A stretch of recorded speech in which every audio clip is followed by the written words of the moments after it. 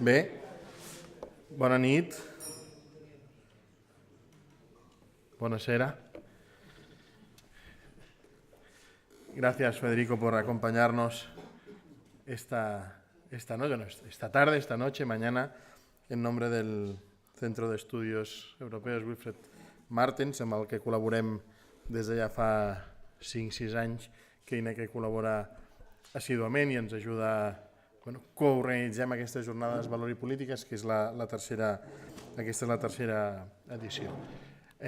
Ara ens toca escoltar, no pas a mi, sinó a un vell amic d'Unió Democràtica, vell amic d'INECA, amic, l'Enrique San Miguel. Per tant, com que és tan amic, l'hem presentat infinitat de vegades i per tant ha de repassar el seu currículum, que a més el teniu tots en el dossier, doncs tampoc tindria massa sentit. Per tant, em centraré breument en altres coses i després us explicaré, o entremig, com hem pensat d'organitzar aquest sopar. L'Enrique, com dic, no és militant d'Unió Democràtica, perquè jo crec que no li hem donat mai la papereta, però si teniu una i li doneu, jo crec que la firma ara mateix, i serà un militant insigne a mig camí entre Torrelavega i Madrid i el món, perquè dona moltes voltes al món, ja des de la seva època d'estudiant i de professor en diversos graus. Ell és professor d'Història del Dret, ha estat professor d'Història del Dret a la Universitat de Cantàbria, a la Complutense, ara és a la Universitat Juan Carlos I, ha treballat molt a Alemanya, ha treballat molt a Escòcia, és un amant del rugbi, per tant, si teniu preguntes sobre el rugbi, després ell segur que també se les fa venir bé per contestar-les. També està molt vinculat a Amèrica Llatina i en especial a la democràcia cristiana en general, llatinoamericana, pel que em consta molt la xilena.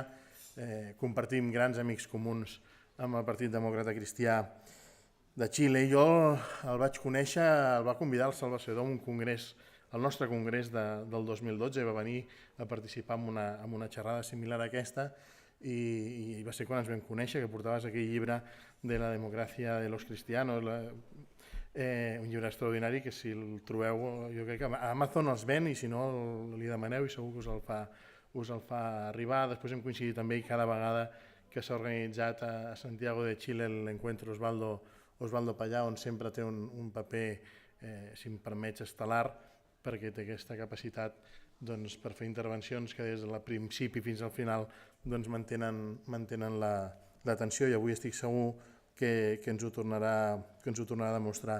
A més, no només ens hem anat veient amb els entorns, diguem-ne, de fora del país, sinó que també cada vegada que el convidem ve, no només ve, sinó que a més va tenir la gentilesa d'acceptar. Li vam demanar si podia fer la mateixa conferència a 6 llocs diferents del país, perquè les activitats d'INECA no fossin només a Barcelona, i va dir que sí abans que li acabéssim de plantejar, i per tant ell ha fet conferències a Tortosa, a Lleida, a Girona, a Barcelona, i no va anar més lluny perquè no li vam proposar. Si li haguéssim proposat, doncs ell segur que també ens hagués dit que sí. No m'allargo més, només explicar-vos com anirà tot plegat. Mentre estiguem sopant amb estil monacal, ell anirà fent la seva conferència, l'escoltem mentre sopem, sobretot perquè és veritat que el que ell diu sempre és molt interessant, però tampoc volem, ni ell ni jo ens hem posat d'acord, que no volem provocar en els comensals mirades d'odi mentre el plat es va refredant i el ponent no calla. Per tant, tingueu la llibertat d'anar sopant mentre ell va parlant, no s'ho prendrà com una descortesia. Després el deixarem sopar amb ell mentre fem preguntes, per tant, aneu pensant preguntes perquè pugui sopar, perquè si no hi ha masses preguntes no el deixarem acabar de sopar, i ell a l'hora dels cafès faria les respostes. Jo, sense més, li dono la paraula a Enrique, que és gran amic de tots.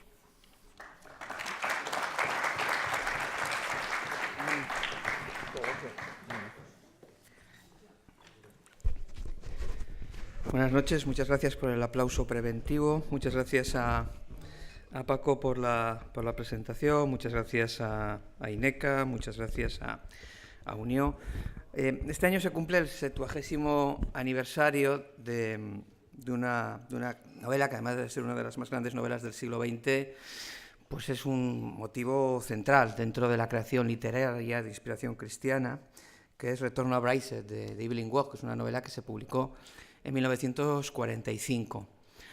En el primero de los capítulos de Retorno a Braiset, en Arcadia Ego, sus protagonistas, que son dos estudiantes de Oxford, Charles Ryder y Sebastian Flyte, se van a merendar al Oxfordshire.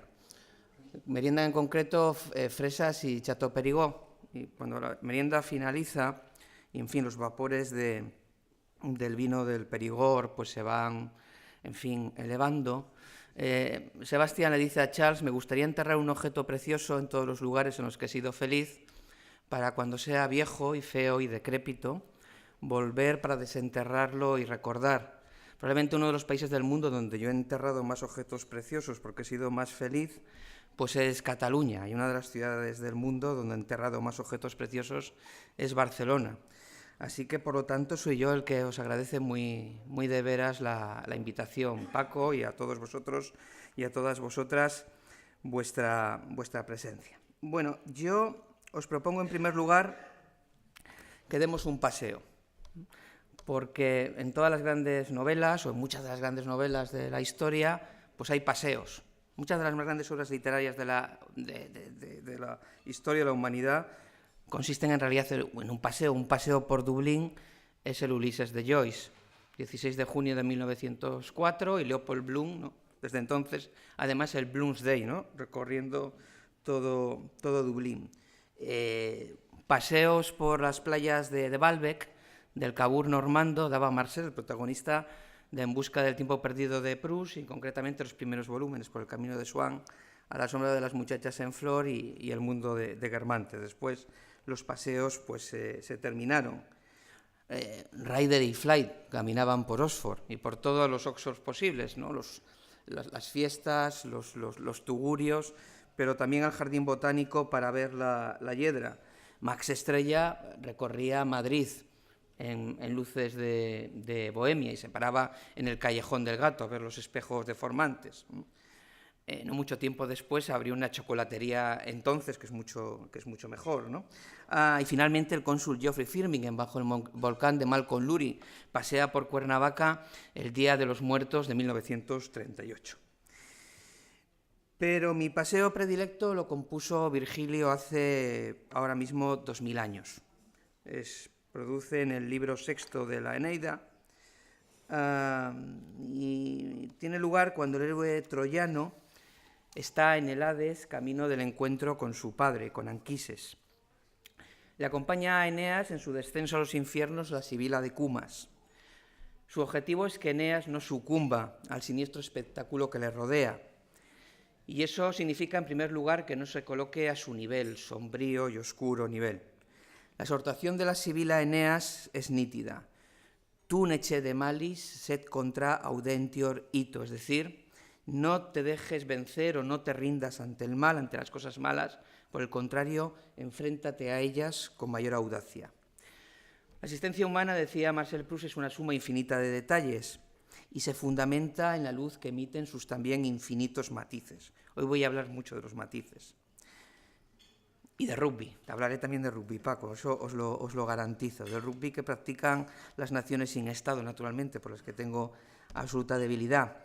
Bien, frente a la complejidad de esos matices políticos, identitarios y nacionales, nada hay tan decepcionante e inútil como la simplificación artificial, la respuesta esquemática, la irracionalidad, el frentismo, la falsa división de los seres humanos en dos contingentes irreconciliables, donde, como decía el Ciudadano, uno de los protagonistas del Ulises de Joyce, los amigos que amamos están a nuestro lado y los enemigos que odiamos están frente a nosotros.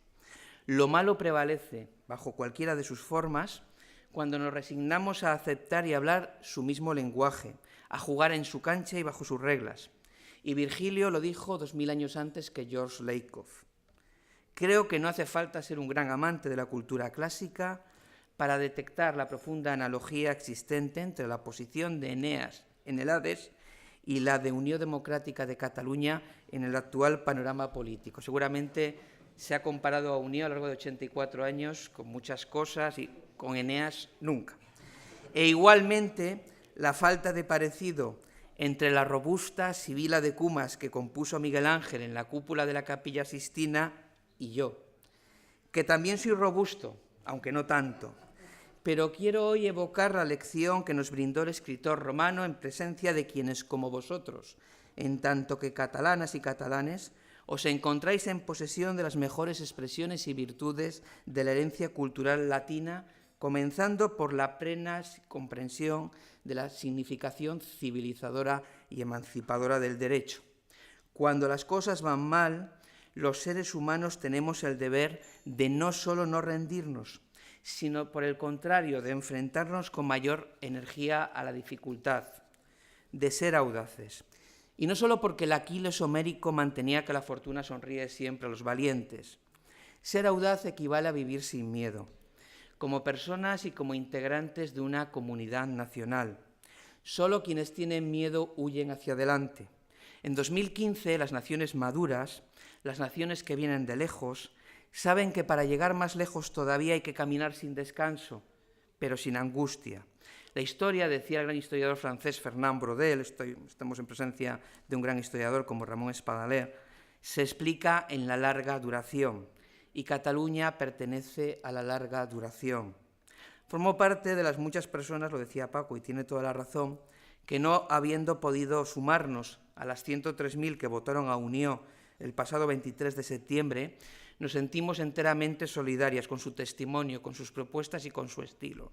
Si me pusiera estupendo, diría que con su destino incluso. Quienes nos dedicamos al cultivo de la ciencia del cambio y del futuro, es decir, al cultivo de la historia, que eso es la ciencia del cambio y del futuro, no lo digo yo, lo decía Mark Bloch, sabemos bien que, como decía Rudyard Kipling en su poema If, la victoria y la derrota son dos impostoras a quienes hay que tratar siempre de la misma forma.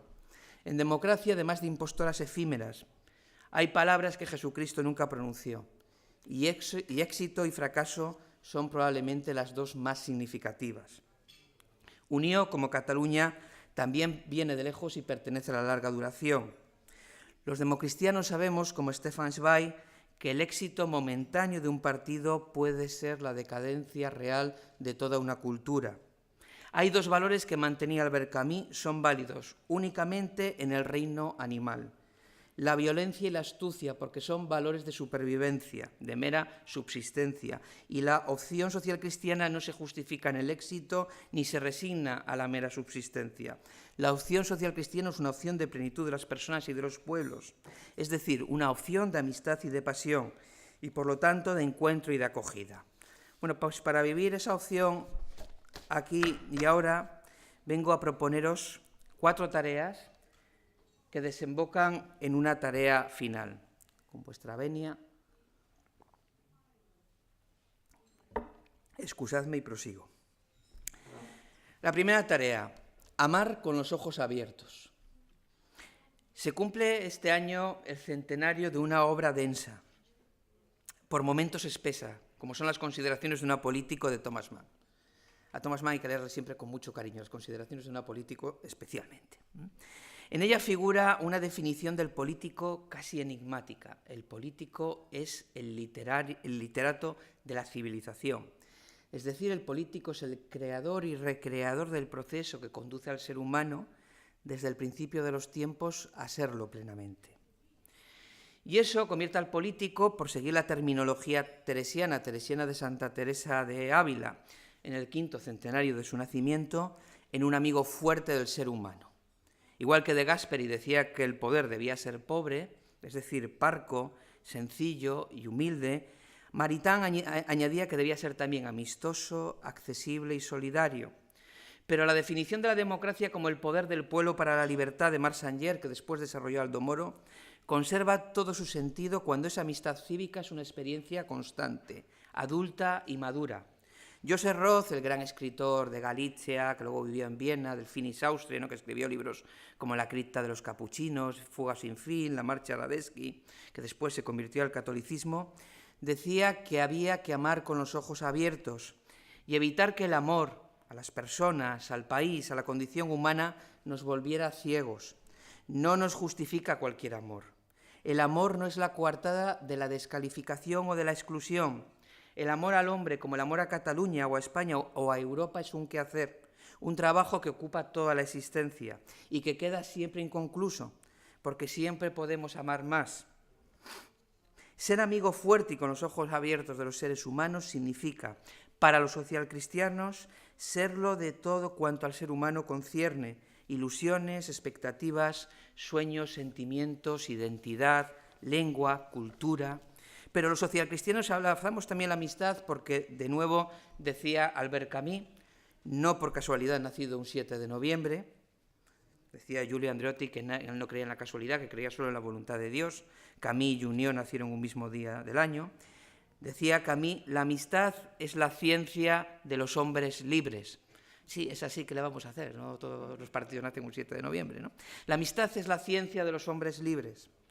Ya Vasily Grossman, lo dice en Todo Fluye, sentenció que vivir significa ser un hombre libre.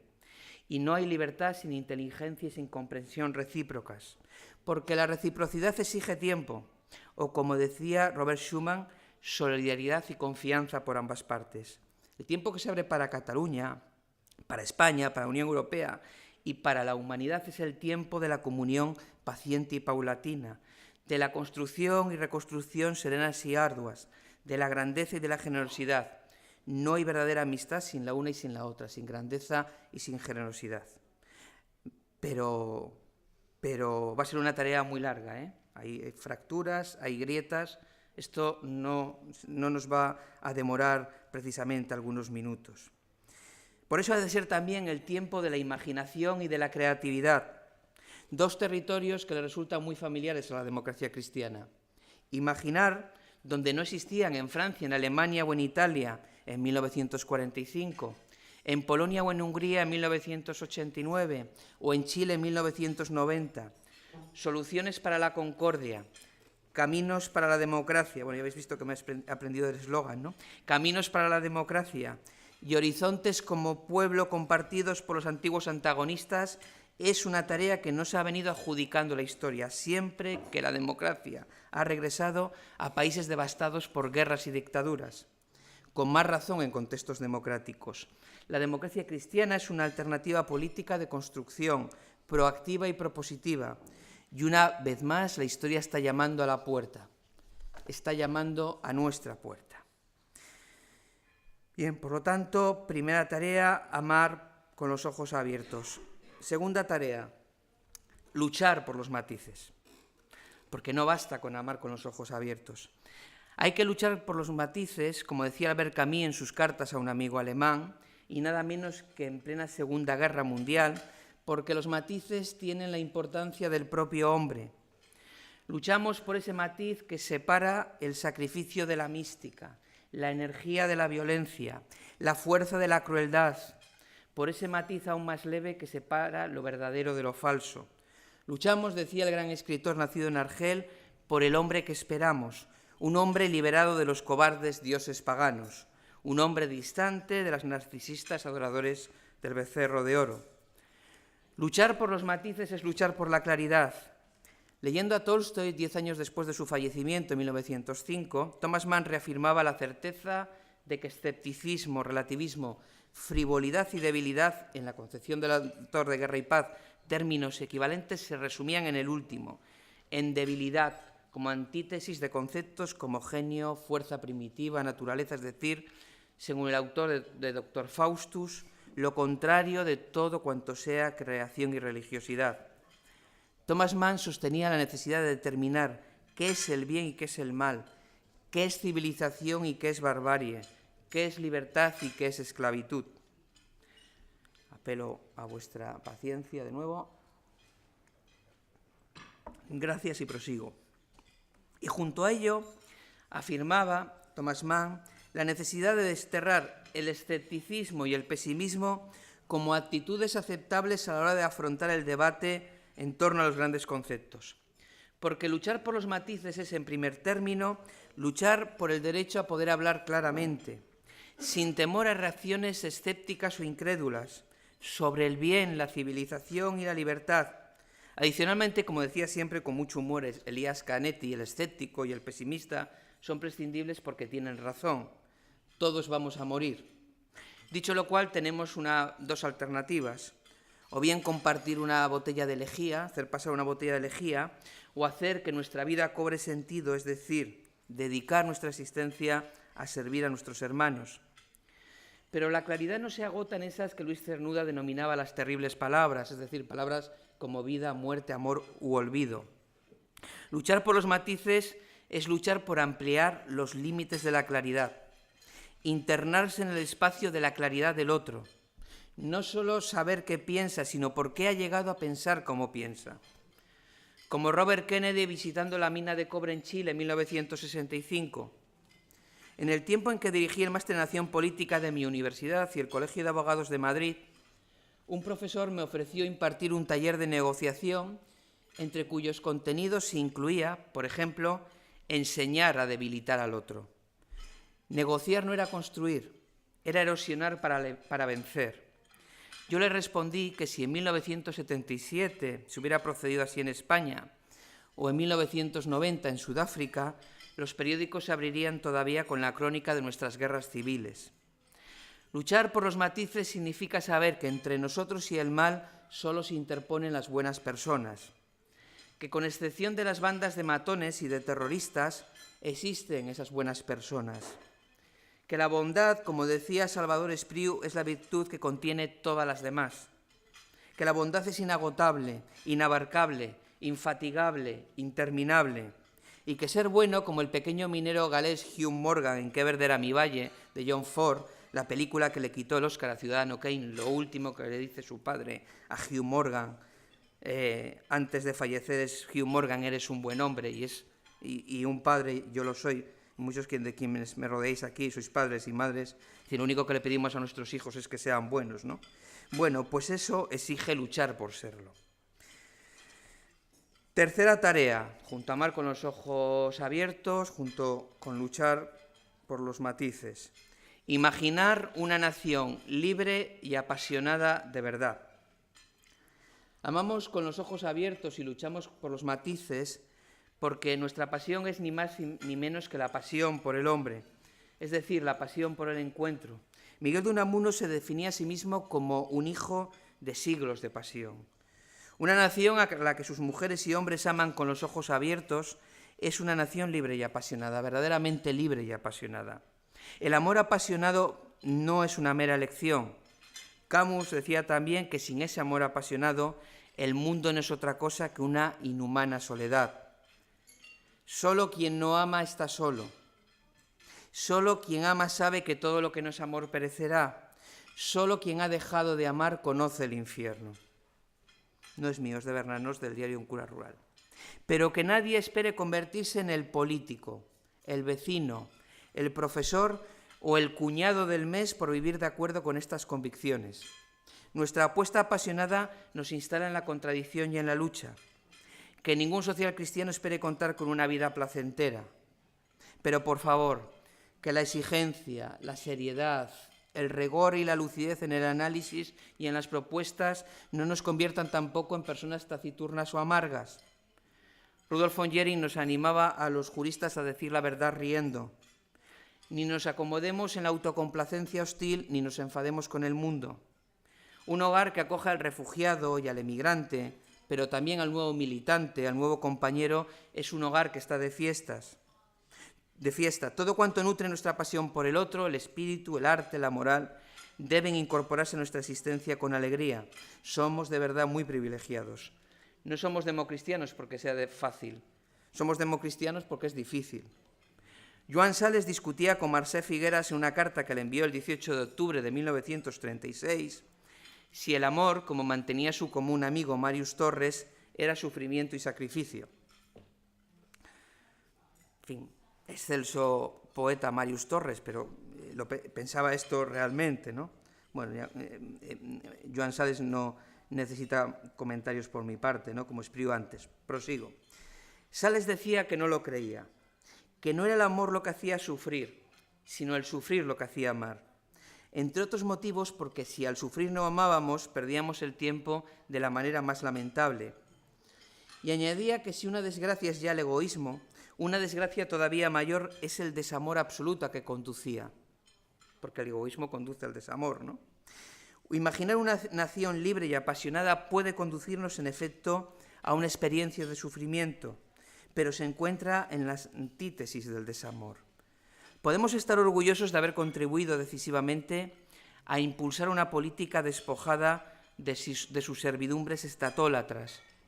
Hace un siglo, Thomas Mann decía que lo malo de la política alemana que él había conocido se circunscribía a la participación en el Estado, y que considerando que lo humano era todo lo demás, es decir, la religión, la filosofía, el arte, la poesía y la ciencia, la política podía terminar por convertirse en una actividad inhumana.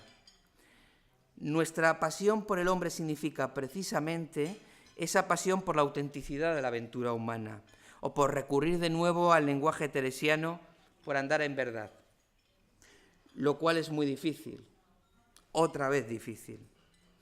Yo, perdonadme la deformación profesional, añadiría que la pasión por el hombre debe ser también una pasión por la historia. ¿Cuántos aprenden la historia? El conocimiento de la historia, o lo contrario, es la primera regla de discernimiento que permite detectar al verdadero político. La lectura de Los cañones de agosto de Barbara Tuchman, el verano de 1962, permitió que John Kennedy pudiera afrontar la crisis de los misiles del octubre siguiente, recordando la inacción de los gobiernos europeos cuando el verano de 1914 fue asesinado el Kronprinz, el príncipe heredero de Austria-Hungría, Francisco Fernando, en Sarajevo, él y su esposa, la archiduquesa Sofía Chotek. Las cancillerías europeas no hicieron nada, esperando a que el problema se resolviera solo, mientras millones de soldados se movilizaban hacia las fronteras. Christopher Clark ha recordado recientemente en su libro Sonámbulos que cuando se produjeron las declaraciones de guerra entre el 1 y el 3 de agosto de 1914, emperadores y presidentes estaban de vacaciones. No solo ellos. Kafka anota en su diario el 3 de agosto de 1914. Inglaterra le declaró la guerra a Alemania. Por la tarde me fui a nadar. ¿No? Si Kafka, que era uno de los espíritus más exquisitos y más sensibles del siglo, no calibraba lo que estaba pasando, ¿no? Es decir, podemos darnos cuenta de hasta qué punto Europa estaba instalada en la irresponsabilidad. Y todavía en Cataluña y en España, a principios del siglo XXI, han existido quienes pensaban que los problemas políticos se resuelven no haciendo nada, esperando a que baje el suflé. Supongo que se refieren al suflé de Lardi. Demasiada gastronomía cortesana y ninguna sensibilidad hacia las enseñanzas de la historia aseguran siempre un conflicto político de graves proporciones. Creo que la inacción tiene mucho que ver con la ausencia de proyecto político, por no decir de convicciones. El ensimismamiento es la consecuencia de la falta de ideas. Thomas Mann decía que los hombres nos resignamos a morir cuando, en vez de pensar en el futuro en conjunción con nuestra sociedad, nos retiramos a contar los años que nos quedan de vida. En cambio, cuando el corazón de un hombre late al unísono con el corazón de su pueblo, cuando un hombre pertenece a su tiempo, cuando un hombre tiene un porqué y por lo tanto es capaz de afrontar cualquier cómo, la historia se convierte en territorio conocido y compartido. En el ensimismamiento narcisista el sufrimiento es individual. Y el sufrimiento individual conduce a la certeza de que la existencia es estéril y absurda. En la experiencia del acoger para compartir, en la experiencia libre y apasionada del encuentro, en la existencia plural en donde resuenan las voces y los acentos y las identidades corales de una sociedad generosa y abierta, la vida humana se convierte en la aventura de todos. Cada aventura es la nuestra. Aprendemos a caminar con los zapatos del otro, y la conversación y la canción del otro es también nuestra conversación y nuestra canción. Cuarta tarea antes de pasar a la tarea final. Amar con los ojos abiertos, luchar por los matices, imaginar una nación libre y apasionada. Cuarta tarea, acoger, pero sabiendo que acoger significa hoy proponer un nuevo pacto cívico. Con vuestra venia, prosigo. Amar con los ojos abiertos, luchar por los matices e imaginar una nación libre y apasionada por el encuentro y la acogida son premisas que no pueden concluir por resignarse a buscar consuelo a la agonía individual en la ilusión por la agonía colectiva. Decía antes Paco que me gusta el cine. Hay una película reciente, o relativamente reciente, que habéis visto todos, que yo creo que os va a explicar mejor de lo que yo pueda decir de qué estoy hablando. No se trata de encontrar al loto para hacer más sobrellevable nuestra fatiga existencial o el absurdo de una vida condenada a ser efímera. Es decir, sustituir la agonía individual por la agonía colectiva. Hace ahora 10 años, una película escrita y dirigida por Richard Curtis, Love Actually, insistía en este planteamiento. El amor, naturalmente, existe, está en todas partes, pero su modesta y mediocre función reside en que es nuestro único refugio en este mundo y en esta historia, mundo y historia que carecen de sentido. El planteamiento de la película es muy coherente con su resolución. En ningún momento de la película los protagonistas de Love Actually imaginan o mencionan siquiera la existencia de Dios. Y para quien no cree en Dios, solo le aguarda la muerte. La habitación del hijo de Nanni Moretti, maravillosa película italiana de un gran director italiano también, de 2001, es una película que refleja muy bien esa actitud ante la vida. No sé si habéis visto La habitación del hijo, bueno, es la historia de un psiquiatra de Ancona, cuyo hijo mayor muere en un absurdo accidente practicando submarinismo. Es una familia de votantes del Pichí, como diría el actual arzobispo de Madrid, Carlos Osoro, no cree ni en las aspirinas. Y cuando el niño está en el ataúd, cuando ponen la tapa de zinc y se echa toda la familia a llorar porque allí se termina todo, es una escena extraordinaria. Es una escena extraordinaria. Cuando se cierra un ataúd se acaba todo. Eso hace tan admirables a los ateos y a los agnósticos, porque vivir para morir y ver morir es una empresa sobrehumana, merecedora sin duda de un incondicional respeto. Yo, por supuesto, como podéis suponer, se lo tengo y de qué forma. Pero la alternativa cristiana no puede conformarse con un discurso gruñón y gemebundo que pretenda aplazar la alegría y el amor, como si la alegría y el amor fueran bienes reservados a la vida perdurable. Jesucristo no era un aguafiestas. De hecho, no se perdía ni una sola fiesta. Reivindicamos aquí y ahora que la vida tiene significado y dirección. El dolor, el mal y el sufrimiento y sus acepciones más cotidianas. La hipocresía, se ha hablado y muy bien en las mesas de la terrible hipocresía, ¿no?, de nuestras sociedades, ¿no? La venta de armas, ¿no?, la clasificación en los 3 países a los que se venden armas, ¿no? Bueno, la falsedad, la intriga, la deslealtad o la ingratitud, ¿no? En política a mí me enseñaron que la suprema lealtad era la misma que en la vida, la lealtad, ¿no? Bueno, hipocresía, falsedad, intriga, deslealtad, ingratitud, tienen la virtud de suscitar nuestra rebelión. Está bien que todo esto exista, porque nos rebelamos, ¿no? Y una suprema virtud adicional. En la insurrección frente a cuanto hace a nuestro mundo más mediocre, descubrimos que no estamos solos. Cuando nos indignamos contra estas cosas, no estamos solos. Bien, acoger es también proponer un nuevo acuerdo humano, político y territorial. Un gran acuerdo entre personas, generaciones, pueblos y proyectos nacionales. El Pacto Constitucional Español de 1978 se produjo en plena Guerra Fría, con las grandes alianzas militares desplegando misiles estratégicos a ambos lados del telón de acero. ¿Os acordáis? Los Cruise y los Pershing de un lado, los SS-20 y los SS-30 del otro, ¿no?, a partir del 79. Y los tanques soviéticos, como siempre recordaban tan eminentes alcaldes de Berlín como Willy Brandt o Richard von Weizsäcker, a 5 minutos del venerable ayuntamiento de Schöneberg. Los conceptos políticos e institucionales fabricados en la aurora de la contemporaneidad democrática subsistían gracias a la profunda refundación liderada por la democracia cristiana tras la Segunda Guerra Mundial y sus 2 portentosas obras, los 2 legados de la democracia cristiana, la implantación del Estado social y democrático del derecho en la Europa continental y la integración europea.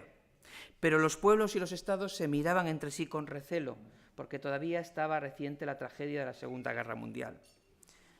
Nos urge actualizar ideas y soluciones en un mundo, el de 2015, en donde la amenaza a la convivencia y a la libertad proviene de la barbarie totalitaria del fundamentalismo yihadista. Yo propongo esta construcción, se hablaba esta tarde de cómo denominar a esto, fundamentalismo yihadista, y no de ninguna nación vecina. Los pueblos de Europa estamos reaccionando juntos y con energía y convicción contra esa agresión. Pero nuestra existencia como pueblos no constituye ninguna amenaza para quienes nos rodean. No parece que vayamos a entrar en guerra los unos con los otros, no en absoluto. La integración europea representa además la superación del esquema nacional estatal decimonónico. Esto se quedó viejo ya. Y los perfiles de identidad nacional y de pertenencia adquieren hoy expresiones cívicas y políticas muy diversas. Nuestro desafío es encontrar una fórmula política que posibilite la expresión plena del ser y del sentir plural que denota las resonancias múltiples de nuestro proyecto de civilización. Empezar a conjugar verbos como compartir y colaborar y cooperar con más convicción y con menos recelos y con menos complejos. La pasión por acoger al otro significa acoger cuanto le constituye. Debemos sumergirnos en el otro. Eso es la compasión. A mi modo de ver, el diálogo para la acogida y la compasión que debemos liderar los demócratas de inspiración cristiana debe partir de 4 grandes ejes, de 4 grandes razonamientos éticos que exceden la esfera meramente política e institucional para definir nuestra actitud ante el mundo. Los 2 primeros son no juzgar a las personas y, por lo tanto, no condenar. Examinamos actos, comenzando por los nuestros, pero las personas, compañeras o adversarias, son siempre nuestras amigas. Al menos debemos intentar que lo sean, aunque lo admito en ocasiones sea realmente difícil. Y junto al no juzgar y no condenar, 2 apuestas positivas y firmes: perdonar y dar. En primer término, no contemplar nuestra presencia en el mundo con atisbo alguno de dolor o de malestar, y mucho menos de rencor. El perdón libera sobre todo a quien lo emite. Y junto al perdonar, dar. Hasta las últimas consecuencias. El día que dejemos de dar estaremos muertos. No juzgar, no condenar, perdonar y dar para ser libres. Porque los socialcristianos lo somos, irreductiblemente. Amar hasta que nos duela, sí, pero ser libres hasta que les duela a los demás. Una ocupación que ya lo decía Joni Mitchell en 1968 en una canción, Cactus Tree, nos mantendrá siempre muy ocupados.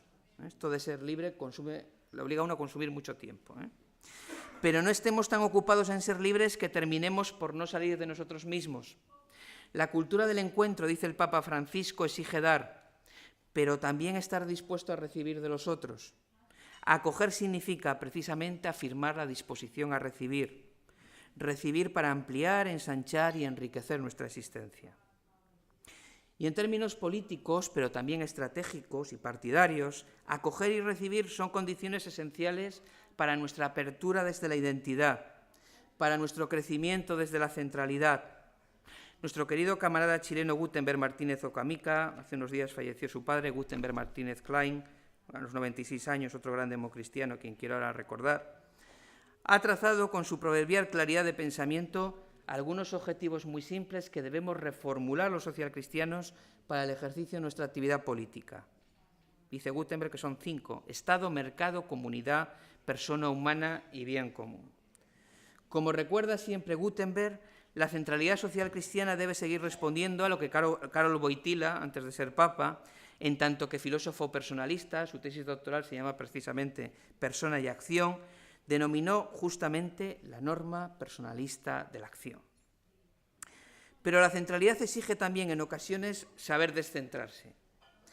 Un demócrata de inspiración cristiana sabe muy bien en qué circunstancias solo, pero siempre, debe descentrarse, que es ante el sufrimiento y cualquier forma de sufrimiento del ser humano. En la práctica de la pasión compartida, de padecer con el que padece y sufrir con el que sufre, la centralidad social cristiana se alcanza únicamente a través del descentramiento.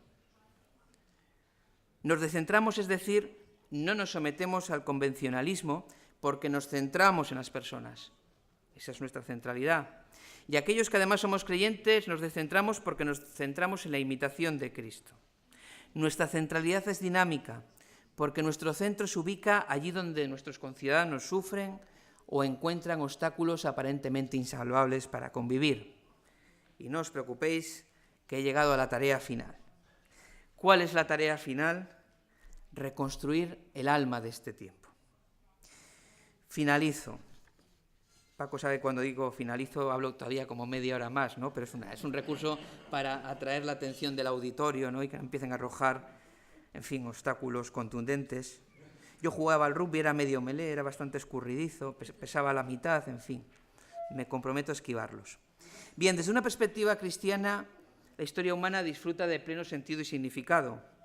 El acontecer humano, que entre los historiadores griegos era una mera sucesión de hechos, y hechos además que forzosamente devolvían a los hombres, que eran un capricho de los dioses, al punto de partida, adquiere coherencia, razón, destino y por lo tanto grandeza, bajo la perspectiva cristiana, bajo la inspiración cristiana. Por lo tanto, no hay razón para la melancolía. La conciencia política del cristiano no puede abandonarse a ensoñaciones románticas. Ese abandono, decía Manuel Mounier, había sido el error del Silon, del Surco, de Marsanyer, de la primera democracia cristiana francesa. Uno puede escuchar a Bob Dylan y a Johnny Cash cantar Girl from North Country, o ver al inmenso actor Tony Servillo interpretando a Jack Gambardella en La gran belleza de Paolo Sorrentino, película que viene en 2013 después de Il Divo, la película sobre Andreotti, que protagonizó Tony Servillo también, y evocar con ellos, con Bob Dylan, con Johnny Cash, con Tony Servillo y Jack Gambardella, los amores, los simples amores, las mismas alegrías de la juventud a las que cantaba la reina Ginebra en el Camelot de Lerner y Loewe, o la de Broadway, en la obra de Broadway Julie Andrews, en la película de Joshua Logan, Vanessa Redgrave. La melancolía es la mejor coartada para la irresponsabilidad, pero la pasión por el encuentro del social cristiano está enraizada en un profundo sentido de la responsabilidad.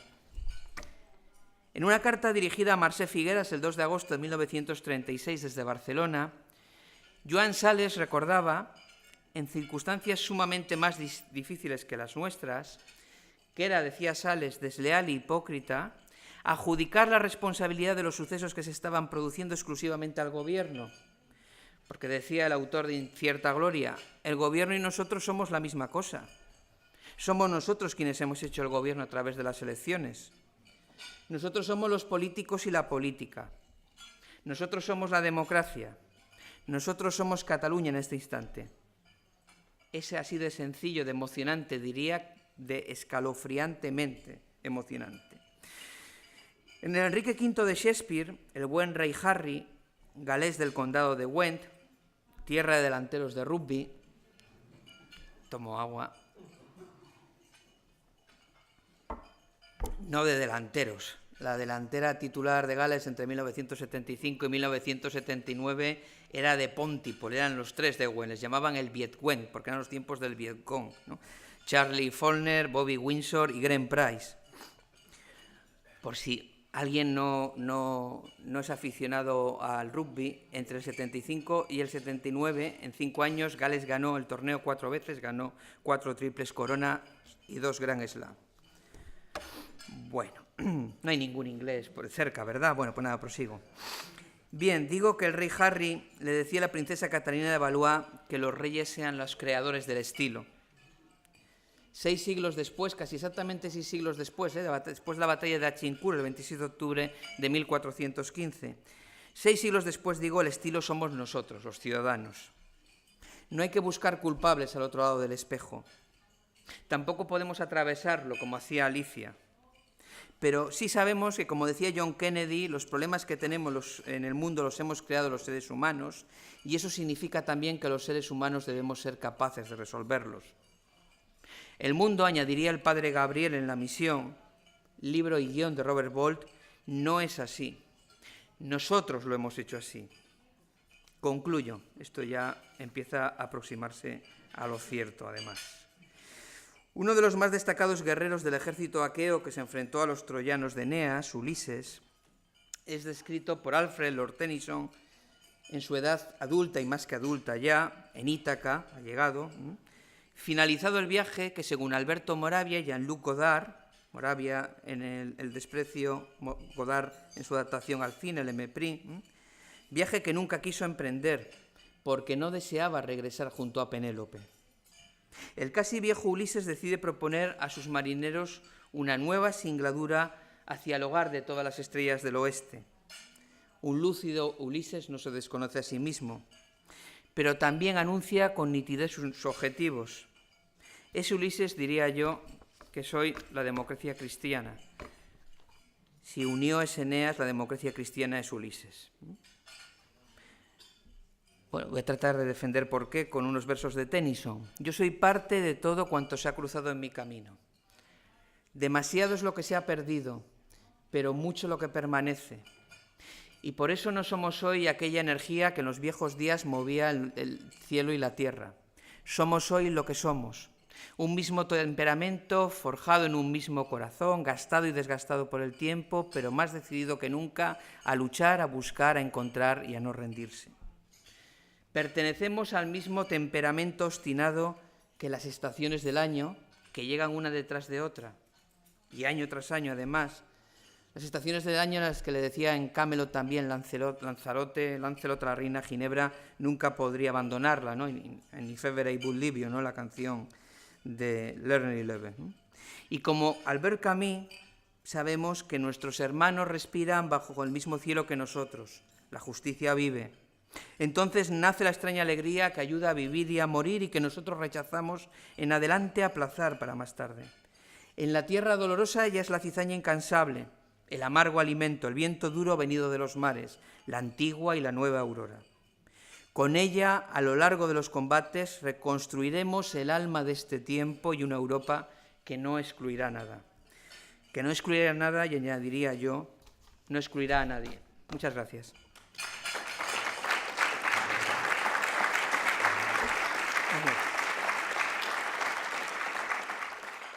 Amistad que existe, INECA y usted, podremos leer lo que nos acabáis de brindar. Ha sido un brindis extraordinario, mucho más difícil de digerir que lo que estamos comiendo muy agradablemente. A mí me ha llegado en un momento de vuestra disertación un impacto de estar donde estoy, cuando nos habéis recordado lo de demòcrates d'inspiració cristiana. ¿Us sona això? El profesor nos acaba de decir demócratas de inspiración cristiana. Gracias, profesor. Yo me pregunto, con una persona como tú, con tu corazón cristiano y demócrata, ¿no podrías tú hacer una unión en donde vivas? En Chile, en el Rugby, en Gales o donde sea. O en Castilla también.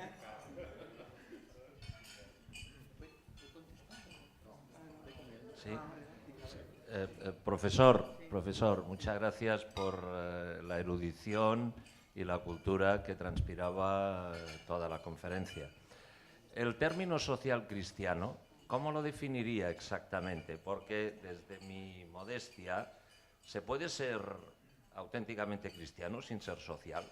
¿O hay una redundancia que intenta reforzar el concepto en el término? Se trata de poner en valor toda la doctrina social cristiana, no solo la católica, digo que hay una doctrina social luterana muy importante en Alemania, digamos, a la hora de enfocar,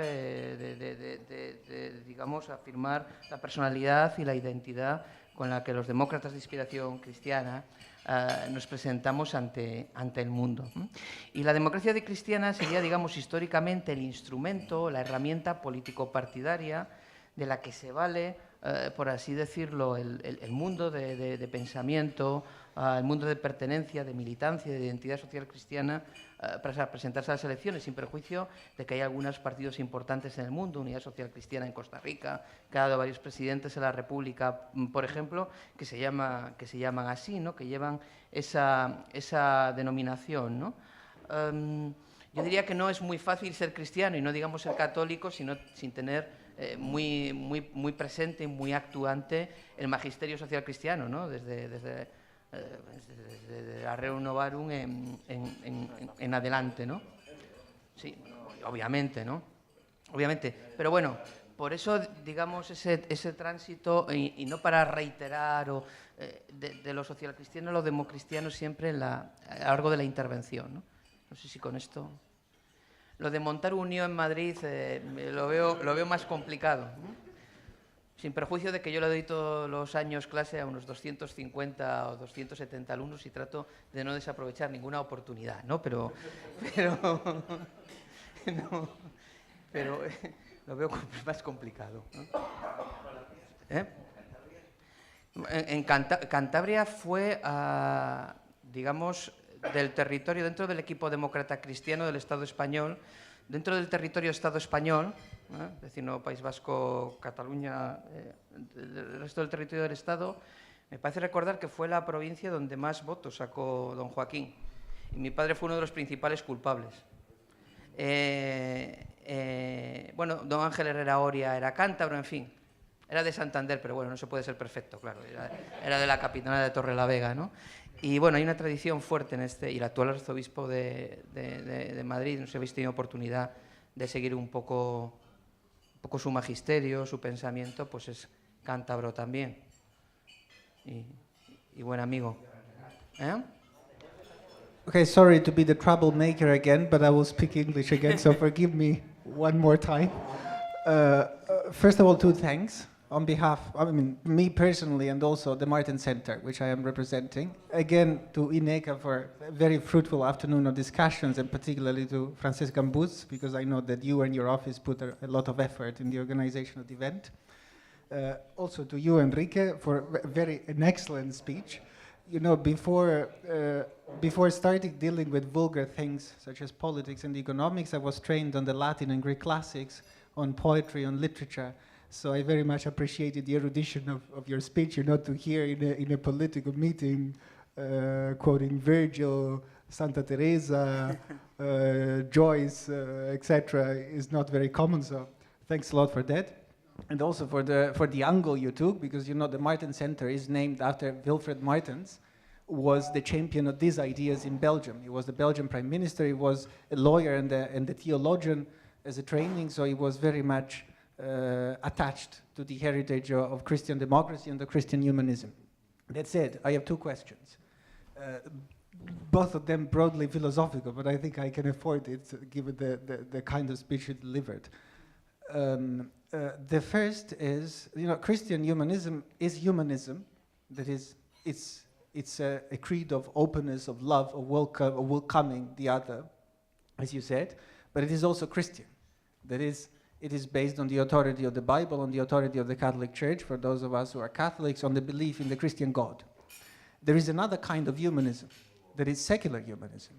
In a way, the humanism that is embodied by the religion of human rights, the secular religion of human rights, which claim to be valid without any theological external guarantors or based on pure reason, and which is particularly sponsored by the United Nations, for example.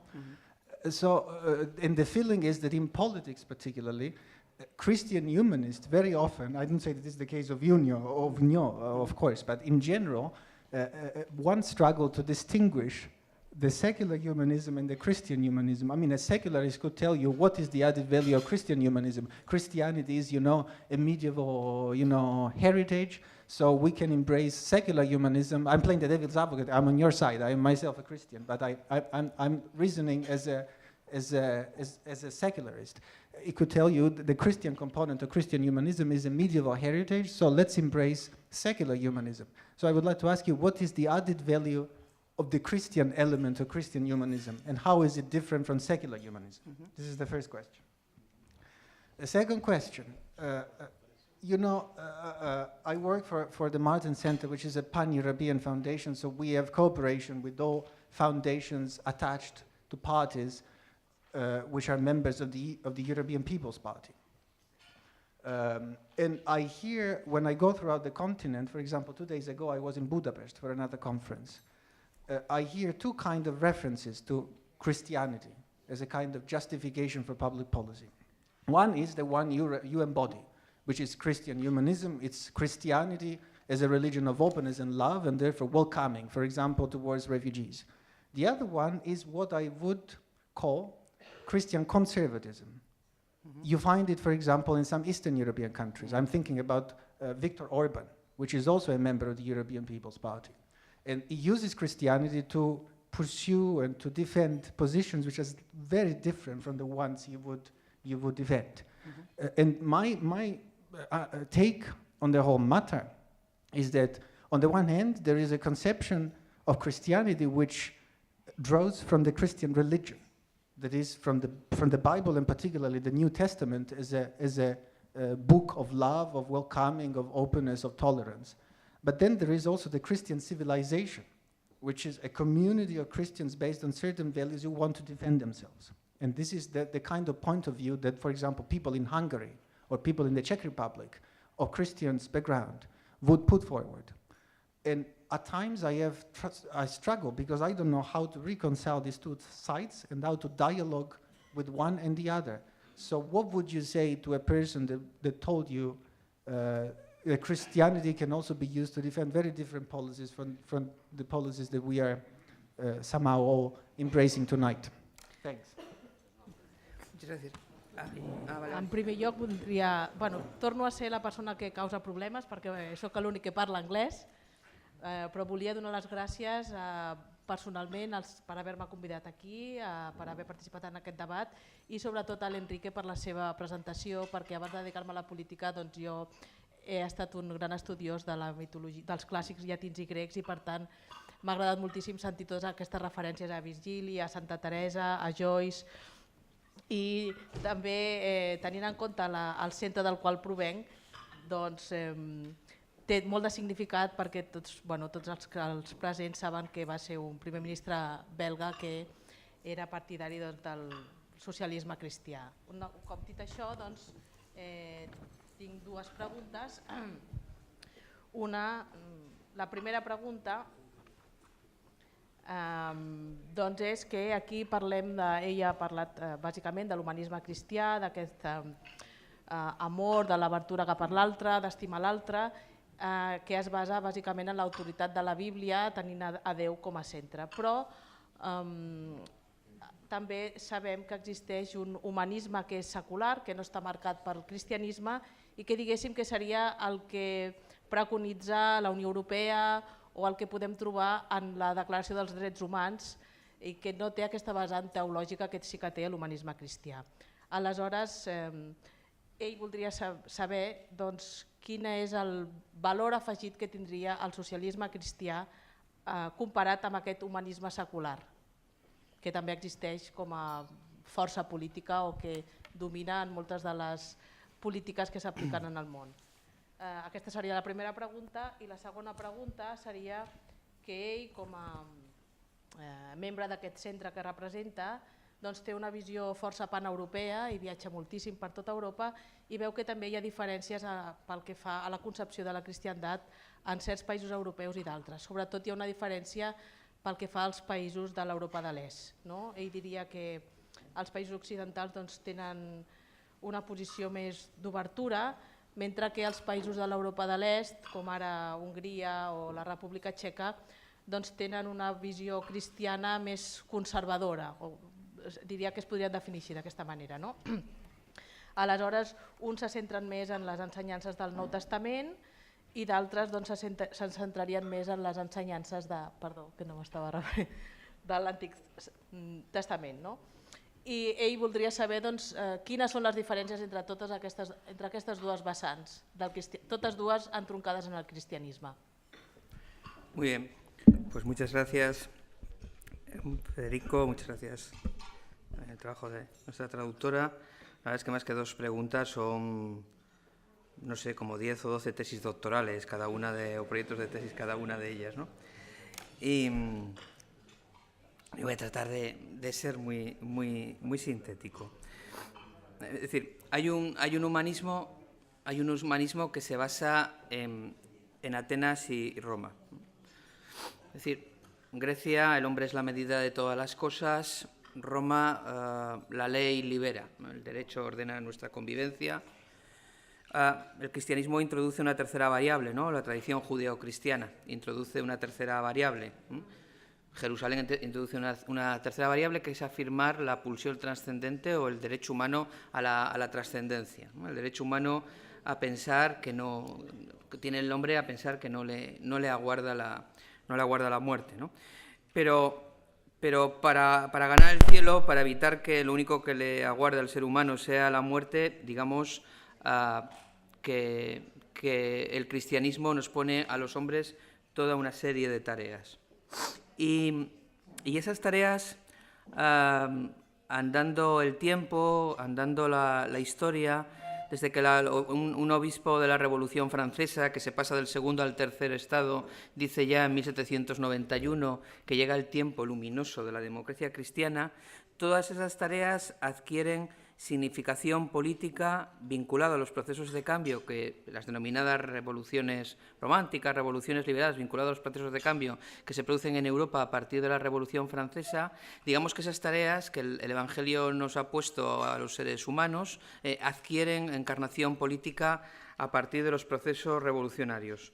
No es un proceso sencillo porque la Iglesia Católica, por ejemplo, no puede aceptar que del lado de los procesos revolucionarios que llevan a la creación pues, de los nacientes estados democráticos, los estados de derecho, pueda existir ninguna forma de identidad con la doctrina cristiana, pero de manera paulatina y gracias a autores, pues en primer lugar, pues franceses, ¿no? como Lamennais o Lacordaire, pero sobre todo a partir desde principios del siglo XX, a partir de la obra de Maritain, lo que el humanismo cristiano le aporta, ese humanismo secular de antropocentrismo helénico y sumisión a la acción liberadora, emancipadora, ordenadora del derecho que aportaba la tradición romana y latina, que siguen siendo los dos elementos. Hay un gran pensador francés que quizás habéis leído, Luc Ferry, que fue incluso ministro de Educación Nacional en época de Jacques Chirac, que dice que la democracia son dos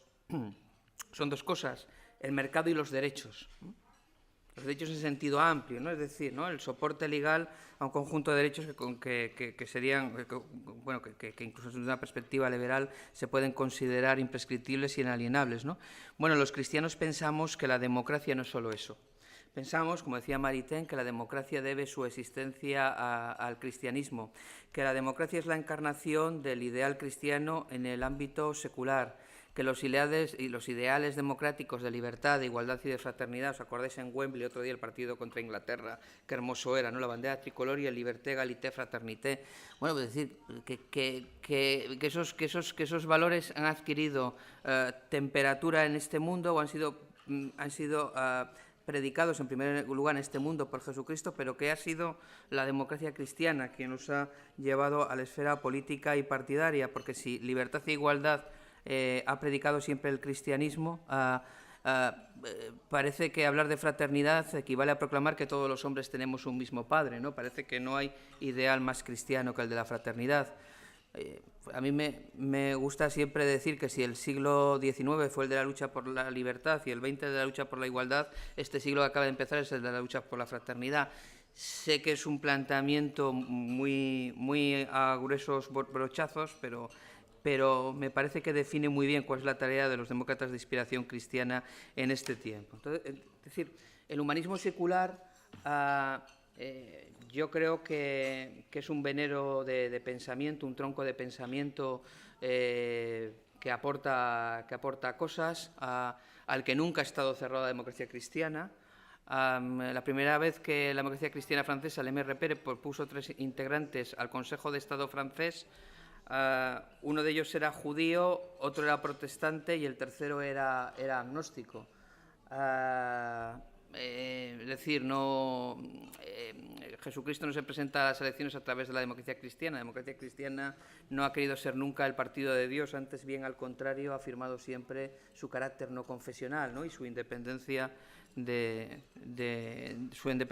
toda directriz en este sentido, ¿no? El caso de la candidatura democristiana a la alcaldía de Roma en 1952, ¿no? Y el debate entre De Gasperi y Pío XII es una demostración muy clara de hasta qué punto, ¿no? La democracia cristiana ha sido independiente, o cuando en 1949 el cardenal Frings, el arzobispo de Colonia, que era íntimo amigo de Konrad Adenauer, tan pronto salió Adenauer elegido canciller de Alemania el 3 de octubre de 1943, la primera llamada de felicitación que recibió fue la de Frings. No era cualquier llamada, porque una cosa es que no haya sumisión a la, digamos, jerarquía eclesiástica y otra que la jerarquía eclesiástica no se prodigara en gestos durante los años 40, me explico. Cuando la Unión Cristiano-Demócrata abrió su sede en Colonia, como sabéis, la ciudad de nacimiento de Adenauer, subsistía todavía el Centrum Católico, el partido que había agrupado a los católicos durante el periodo de entreguerras, durante la República de Weimar, y había muchos católicos en Renania que no sabían a quién votar, sino a la Unión Cristiano-Demócrata o al Centrum. ¿Sabéis quién fue la primera persona que llegó a la sede de la Unión Cristiano-Demócrata en Colonia para afiliarse? El cardenal Frings. Y se le dijo muy educadamente que no, que un cardenal, que un cura no se podía afiliar a la Unión Cristiano-Demócrata, pero el gesto por parte de Frings estaba hecho, ¿no? Bueno, Frings llama a Adenauer, cuando se ha elegido canciller, Adenauer tenía 73 años de los del año 49, o sea, ahora sería como tener 103 aproximadamente, ¿no? Lo que cuenta siempre... ¿Sabéis que fue Kohl el que le dijo, el joven Kohl tenía 33 años, aunque Adenauer quería mucho, el que le dijo a Adenauer en el año 63, cuando Adenauer tenía 87 años, que se tenía que retirar? Y esto me ha contado mi Rocco Butillón, y es mi amigo, como dice él, de Helmut, ¿no? de Kohl. Y Adenauer le decía a Kohl, dice, ¿pero qué me estás intentando decir? ¿Que tengo que dimitir? Dice, pero si yo todavía me encuentro bien, ¿no? 87 años, ¿no? Bueno, y lo hacía estupendamente, desde luego mucho mejor que cualquiera de sus sucesores. Bueno, Frings llama a Adenauer y le dice, bueno, hijo, enhorabuena, lo primero que tienes que hacer, Adenauer le escucha pacientemente durante 15 minutos y dice, eminencia, dice, yo creo que lo mejor que yo puedo hacer es ocuparme de la Cancillería, igual que usted se ocupa tan eminentemente del Arzobispado de Colonia, y algún día, cuando los dos seamos viejos, entre los dos en ese momento tenían 150 años, podremos debatir, en fin, nuestras mutas trayectorias, ¿no? Por lo tanto, no confesionalidad, independencia, pero aportación de un sustrato, digamos, explicativo de lo que la democracia es, de lo que la democracia representa, como parte del itinerario, digamos, del ser humano hacia la trascendencia, que yo creo, a mí me parece que el humanismo secular no está recibiendo, ¿no? Porque la vida, yo lo comentaba antes, ¿no? Acudiendo a otras fuentes mucho más autorizadas que yo, ¿no? A Tolstoy y a Thomas Mann, nada menos, ¿no?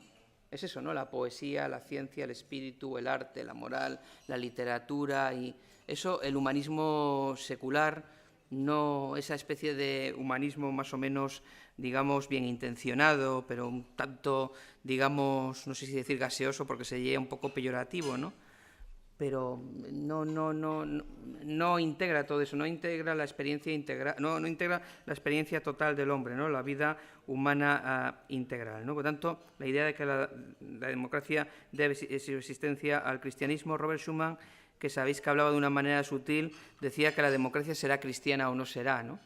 Y, en fin, yo a eso me remito, y soy historiador, a una lectura histórica. Los periodos de más plenitud de la experiencia democrática se corresponden invariablemente con los periodos de la democracia cristiana en el gobierno.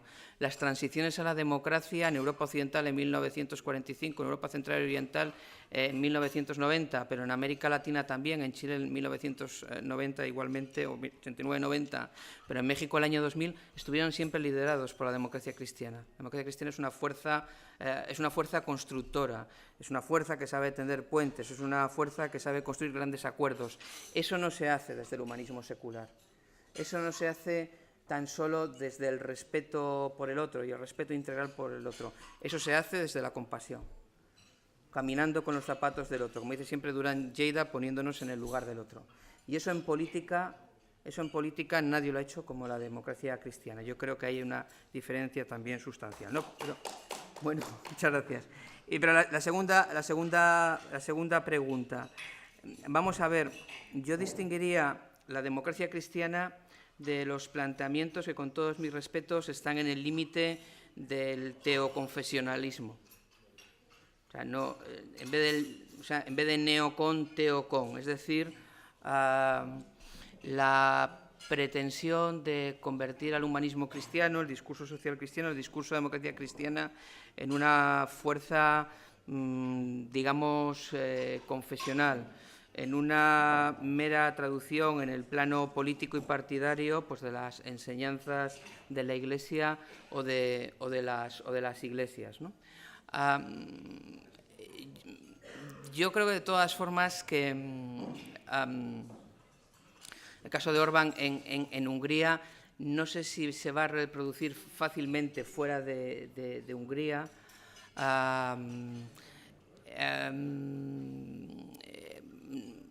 incluso no sé si se va a reproducir fácilmente en Hungría después del propio Orbán. Estaba tratando de recordar, pero mi memoria se parece cada vez más al olvido, el nombre del que fue nuestro líder en el proceso de transición a la democracia en Hungría a partir de 1990, que era además historiador. Y me estoy odiando a mí mismo porque no me acuerdo, ¿no? Y fue un gran democristiano. La única pena es que murió muy prematuramente cuando llevaba en el ejercicio de gobierno dos o tres años, ¿no? Y cuya desaparición probablemente abrió un hueco que explica el surgimiento de este tipo de fenómenos. Yo dediqué un artículo a este tema en Diálogo Político, la revista de la Fundación Konrad Adenauer para América Latina, que se llama Democracia Cristiana como opción cívica, que pretendía precisamente discernir la diferencia entre lo que es históricamente democracia cristiana y lo que son los discursos, vamos así denominarlos, teoconservadores. Dicho sea con todo el respeto hacia los discursos históricos del conservadurismo, y que además tienen los países de Europa donde han tenido más histórica incidencia son en los países confesionales, en las democracias confesionales, comenzando por la propia democracia británica, ¿no? Es muy interesante. Olegario González de Cardedal hizo un libro estupendo que se llama Dios en la Constitución, hablando de todas las constituciones donde se menciona a Dios, y yo añadiría, pensemos en todos los países cuya bandera es una cruz, pensemos en todos los países en donde el acceso a la jefatura del Estado está reservado únicamente a quienes practiquen una determinada religión. Y no es ningún país de tradición católica, los países de los que ahora yo estoy hablando, ¿no? Pero también históricamente, dentro de la democracia cristiana, confluyen sensibilidades que provienen más del mítico centro sinistra moroteo, ¿no? Y sensibilidades que provienen más del ámbito conservador, ¿no? Y bueno, un querido colega mío a mí me dice siempre que soy un socialista que va a misa, ¿no? Es muy conservador, ¿no? Pero supongo que desde su perspectiva lo soy, ¿no?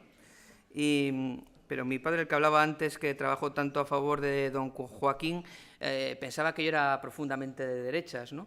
Eso está muy bien, ¿no? Porque si hay gente que piensa que soy de derechas y hay gente que piensa que soy de izquierdas, eso quiere decir que soy democristiano. No cabe la menor duda en que me han ubicado muy bien, incluso tópicamente dentro del espectro político, ¿no?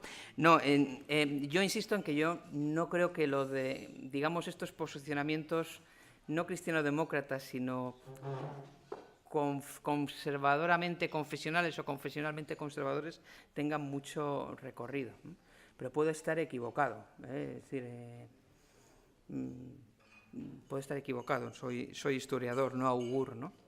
Pero bueno, la historia es la ciencia del futuro, ¿no? Decía Mito von Doder que era la ciencia que nos permitía estudiar cómo nuestros antepasados pensaban, querían, soñaban, imaginaban el futuro que debíamos tener sus hijos, ¿no? Sus nietos y sus bisnietos, ¿no? Y a los historiadores nos toca hablar del futuro también. No sé si, Federico, si te he respondido o he planteado yo a mi vez también varios temas de tesis doctoral. No, ¿te das por respondido? ¿Amplío? ¿Matizo? ¿Concreto algo más? Estoy a vuestra disposición, ¿eh? O sea, no sé si os lo habéis detectado. Quiero decir... Sí. No te preocupes, no, si esto, no, yo ya estoy de pie, no... Bueno, no os asustéis, es decir, que las preguntas sigan. Admito preguntas sobre el rugby, ¿eh? ¿Por qué Gales perdió los cuartos de final con Sudáfrica? Vamos, os doy la explicación rápidamente. El drama de Escocia frente a... Prefiero no recordarlo.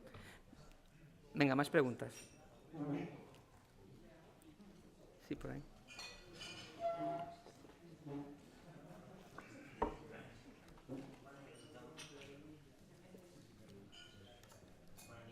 Sí.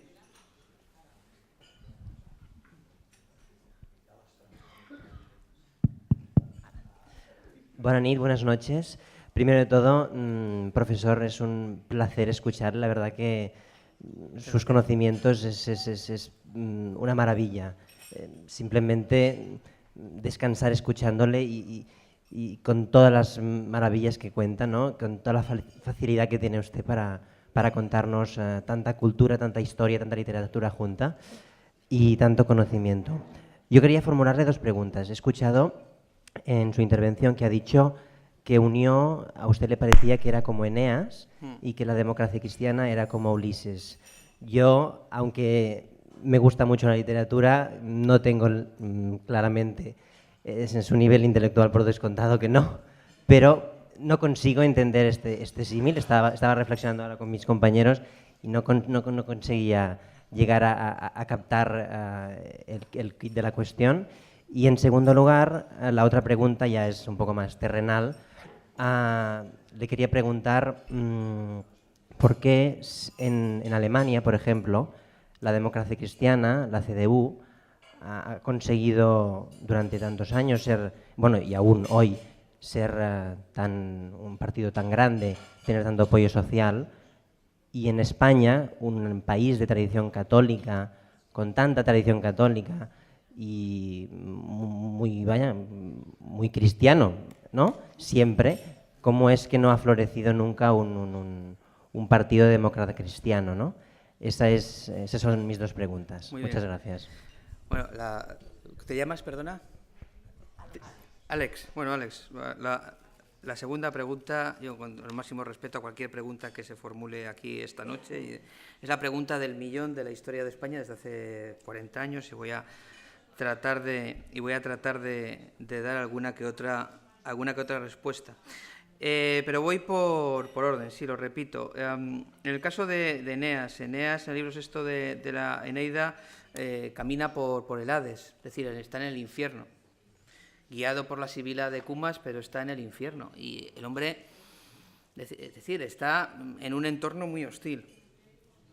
Y la Sibila le dice que en ese entorno hostil, Eneas puede hacer dos cosas, o quedarse allí para siempre, es decir, o no salir de allí, o responder positivamente a la exhortación que le hace la Sibila. Es decir, no te rindas nunca ante el mal, sino enfréntate a él con mayor audacia, ¿no? Bueno, yo creo que Unión no está en una situación, después de las elecciones del 27 de septiembre, no quedamos en la mejor situación de este mundo, ¿no? La que todos queríamos. Pero el partido no ha terminado aquí. El partido no ha terminado aquí. No voy a poner símiles rugbísticos, pero... Porque además en el rugby hay tercer tiempo. O sea, después del segundo tiempo nos vamos todos a tomar las cervezas, ¿no? Y sí, si la política se pareciera al rugby, el mundo sería muy diferente, ¿no? Pero bueno, esa es otra historia, ¿no? Bueno, por eso Eneas y Unió, ¿no? Uno puede quedarse en el infierno y decir, bueno, pues nada, sombras venid y devoradme, o vamos a decir, ¿no? Cantando espero la muerte, ¿no? Decía un poeta de Orihuela que se llamaba Miguel Hernández, ¿no? Que hay ruiseñores que cantan por encima de los fusiles y en medio de las batallas. Pues eso, a cantar, ¿no? Es una cosa que a mí me gusta mucho. Y, oye, te agradezco mucho los elogios, pero yo soy un profesor de pueblo, de la calle La Saga Larreta de Torrelavega. Es un tipo, es decir, o sea, muy, si no lo has detectado, muy normal, de los que va al bar Chema los domingos, que está en su pueblo y estas cosas. Bueno, la segunda pregunta. ¿De cuánto tiempo disponéis? No, vamos a... A ver, yo creo que lamentablemente, ya a pesar del esfuerzo, digamos, bueno, lo de Ulises, perdón. Ulises, la democracia cristiana. Bueno, Ulises en el poema de Tennyson está mayor. Regresar a Ítaca le llevó sus buenos 20 años, más los 10 de la guerra de Troya, y así sucesivamente. Bueno, no voy a explicar la teoría de Moravia y de Godard sobre por qué Ulises no quería volver a Ítaca porque aborrecía a Penélope, ¿no? Pero lo cierto es que Ulises en Ítaca, pues es decir, dice, bueno, y la vida era esto. Es decir, la democracia cristiana tiene que resignarse a ser una fuerza recordada dentro de 100 años como la fuerza que le devolvió a Europa la democracia y impulsó la construcción europea y le dio una formulación, es decir, al Estado de Derecho que no solo creía en las políticas económicas de la eficiencia, sino también de la equidad y la economía social de mercado y la generalización del acceso a la educación, y todo lo que hizo la democracia cristiana, y ya está. Y ya entonces, bueno, es decir, se nos agradece los servicios prestados, pero ahora entramos en otra fase de la historia que exige otras soluciones partidarias. Nosotros somos los más jóvenes somos los más jóvenes como tradición partidaria, somos los más jóvenes del patio. Los que llevan toda la vida en el patio son los conservadores y los liberales y los socialistas, que son tradiciones cuya percepción del mundo obedece a una matriz eminentemente material. Nosotros no obedecemos a esa matriz, no la desconocemos, no somos adánicos precisamente, pero no, esa no es nuestra identidad. Esa no es nuestra identidad, ¿no? Por eso yo veo la democracia cristiana como Ulises, ¿no? O sea, todavía decir, mucho es lo que se ha perdido, ¿no? En el poema de Tennyson, ¿no? Demasiado es lo que se ha perdido, pero mucho lo que permanece. Y probablemente no somos aquella energía que en los viejos días movía el cielo y la tierra, somos lo que somos. El corazón está gastado, el temperamento que se forjó en un mismo corazón, pero todavía tenemos una oportunidad de salir ahí a la calle a seguir dando la batalla, ¿no? Ulises, desde luego, lo que le dice a sus compañeros es que se pongan a los remos en el final del poema de Tennyson, que eso es lo bonito del poema de Tennyson. Es un Ulises después de eliminar a los pretendientes de Penélope y en Ítaca, que era un sitio mortalmente aburrido. No sé si habéis estado en Ítaca, pero claro, era lógico que se subiera a un barco. Sí, a veces uno llega a Ítaca e Ítaca decepciona. No es ninguna maldad democristiana, la que estoy... No, en absoluto. ¿De acuerdo? Vale, la segunda pregunta. ¿Cuál es la diferencia entre Alemania y España? ¿Quiénes formaban la oposición al nazismo en Alemania? ¿Quiénes se opusieron primero a la llegada de los nazis ¿Quiénes se opusieron primero a la llegada de los nazis al poder y luego con los nazis en el poder siguieron siendo la oposición y lo fueron en plena Segunda Guerra Mundial y les ejecutaron y les torturaron y les guillotinaron? Los cristianos. ¿Habéis visto la película de Mark Rottermund sobre Sophie Scholl los últimos días? Sobre los estudiantes de Múnich, que eran todos cristianos. Los panfletos del grupo que formaron de la Rosa Blanca están publicados, una edición estupenda, y ahí se recoge muy bien el pensamiento que tenían los chicos de la Rosa Blanca, ¿no? En fin, Adenauer pues, fue detenido después del complot Stauffenberg. Por cierto, el complot de Stauffenberg, ¿habéis visto Valkyria? Olvidaos de Tom Cruise interpretando al conde Klaus von Stauffenberg, entre otros motivos, porque medía 1,90 y Tom Cruise es incluso más bajo que yo. Olvidaos, ahí terminan todos los parecidos, ¿no? Pero que era fundamentalmente el conde von Stauffenberg, que era Rommel, que era católico, que era el conde Helmut James von Moltke y el círculo de Kreisau, que los cristianos. Es decir, en 1945 todo el mundo sabía dónde había estado Adenauer. Adenauer le van a buscar el 16 de marzo del 45 a su casa porque había sido el último alcalde de Berlín. La anécdota la conocéis, ¿no? Cuando le va a buscar un jeep del ejército estadounidense, encuentran a Adenauer vestido perfectamente, con la americana, la corbata, el abrigo. Claro, en marzo del 45, los inviernos que van además del 43 al 49 fueron los más fríos y más húmedos de todo el siglo XX. O sea, encima de la guerra y la posguerra, pues eso, ¿no? Adenauer, como todo el mundo en Alemania, llevaba encima toda la ropa que podía. Luego han dicho los oficiales estadounidenses que parecía que les estaba esperando. Les dice, eine Moment bitte, ¿no? Un momento, por favor. Bueno, esto necesitaba traducción. Sale, se mete en casa, sale con una caja pequeña, se sube al jeep, le bajan al Ayuntamiento de Colonia. En lo que quedaba Ayuntamiento de Colonia todavía había un estandarte nazi colgando. No sé si habéis visto Sonrisas y lágrimas de Robert Wise cuando el capitán von Trapp llega a Hellbrunn, a su casa, y está colgando el estandarte. Eso es lo que hizo Adenauer. Llega a su despacho y todavía un retrato del protector nazi de Renania. Agarra el retrato y lo rompe contra la mesa. Los oficiales americanos dicen, madre mía, este hombre, ¿qué nos va a hacer? Y entonces coloca la cajita encima de la mesa, la abre y estaba dentro la llave de Colonia. Era todo lo que se había llevado, pero ahí estaba la legitimidad democrática. Claro, con esa fuerza empezó la CDU y la CDU mantuvo esa mística.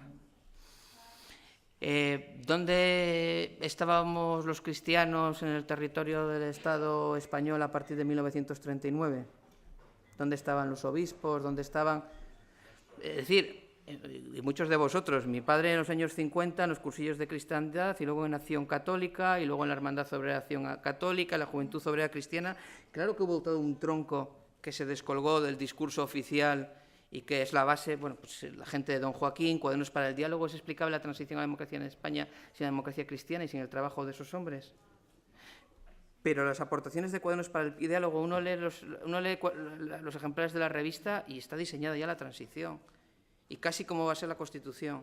Y si se le hubiera hecho caso a las propuestas del equipo demócrata cristiano del Estado español en cuanto a la articulación de los pueblos y naciones de España dentro de una estructura estatal, una solución estatal federal confederal o estatal, es decir, si se hubiera echado un poco más de imaginación al asunto, probablemente algunos problemas no hubieran llegado nunca a suscitarse, pero bueno, no llegó a tanto la cosa.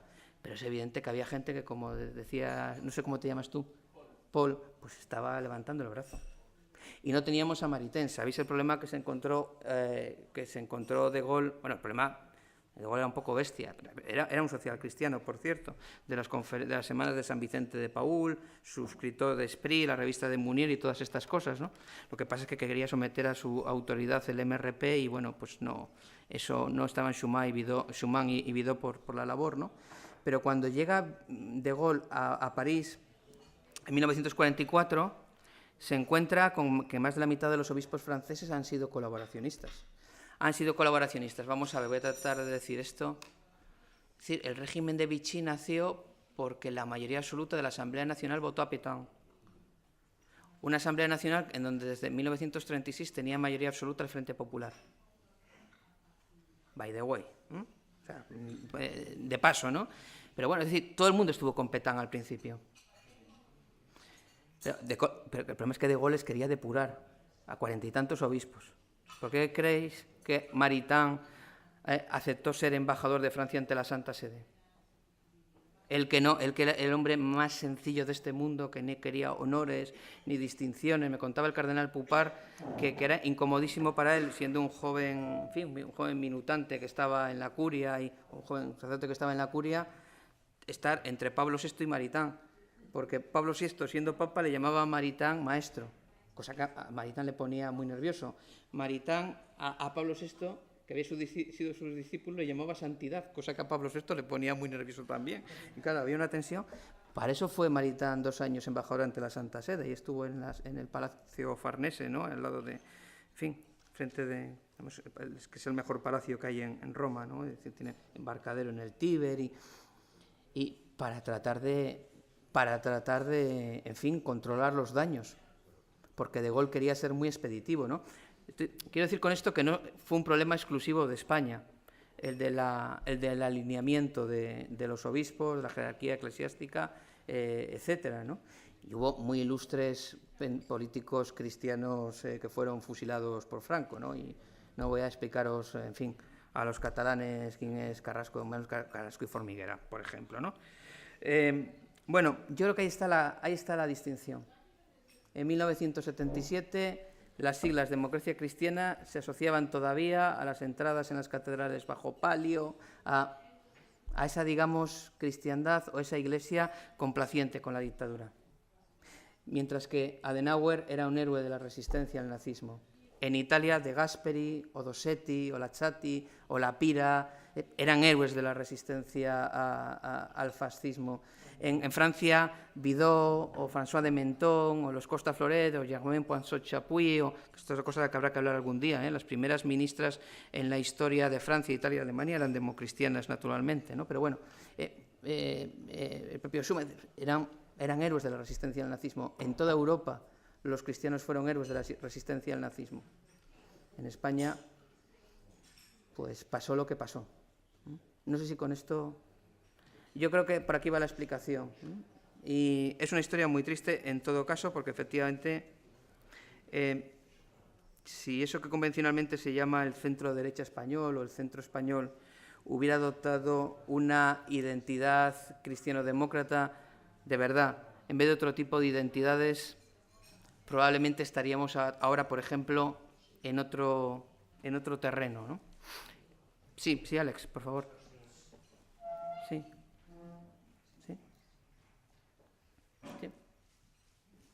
Profesor,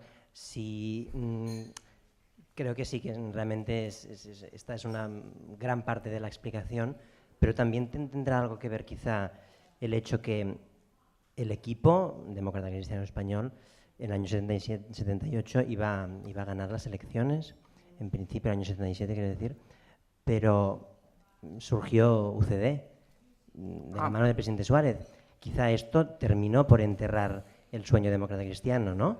Si no se hubiera presentado Suárez a las elecciones del 77 y no hubiera ganado, quizá hubiera ganado Ruiz Jiménez y el equipo.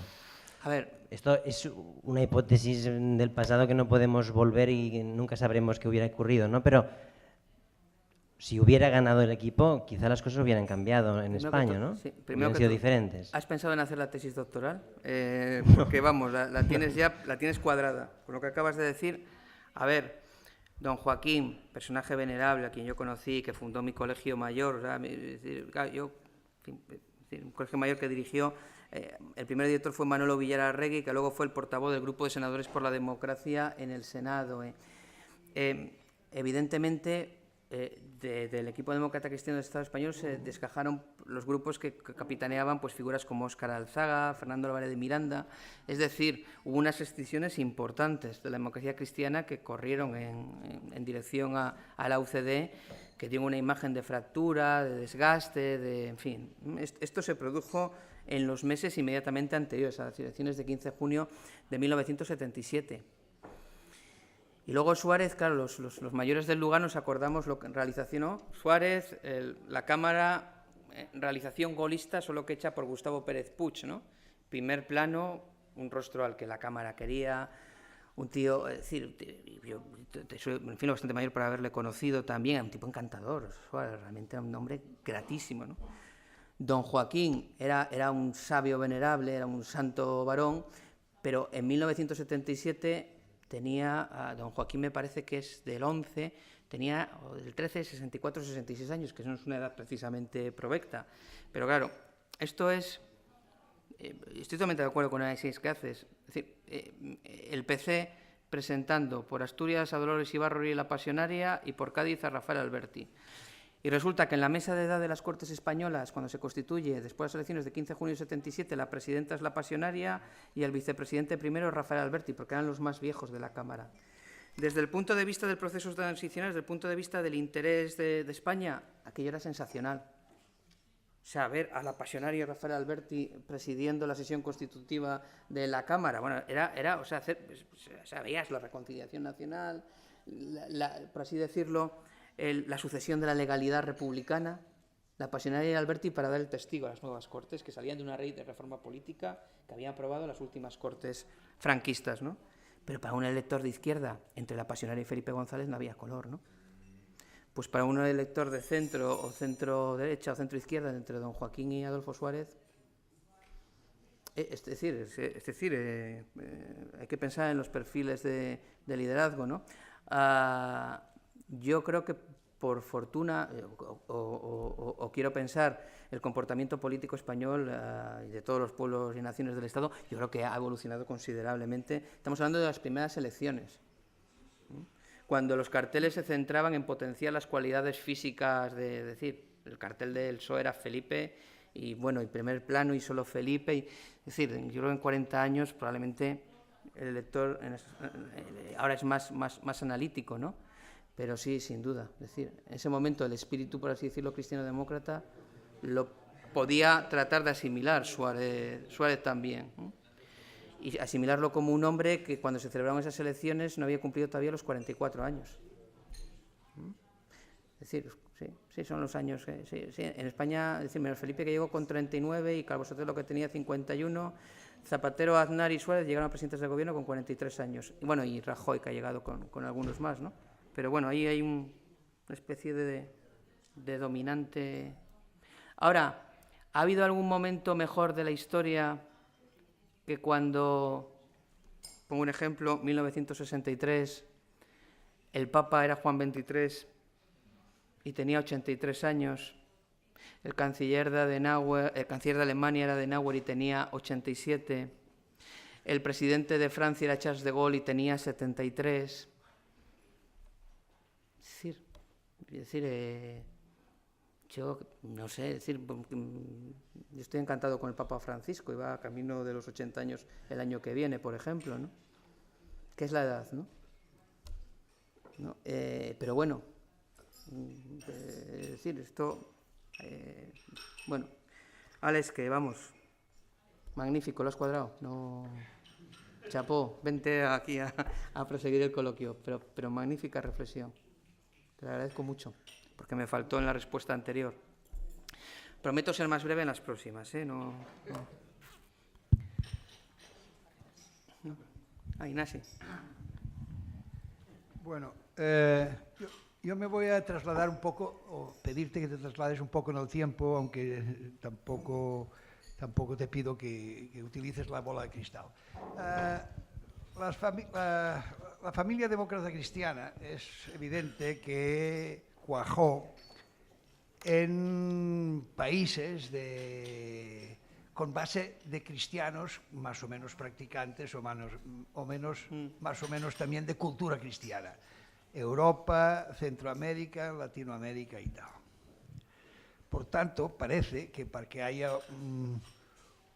una adicción, un seguimiento de una doctrina política inspirada en valores cristianos, parece que ha de haber una base cristiana, o al menos la historia sí no lo dice. Como en el mundo globalizado que estamos y el tiempo corre muy rápido, el centro de poder económico, político, se está trasladando al Pacífico y precisamente pues, a China, las dos Coreas, el Japón, etcétera, etcétera. Parece, bueno, el mundo radical allá.